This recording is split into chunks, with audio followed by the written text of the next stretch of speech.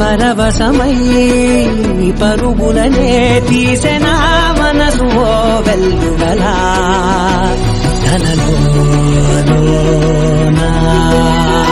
అందుకే ఈ నేల నవ్వి పూలు పూసెలే, కాలులన్నీ నిన్ను తాకి గంధమాయలే, అందమైన ఊహలెన్నో ఊసులాడలే, అంతులేని సంబరాన ఊయలూపెలే.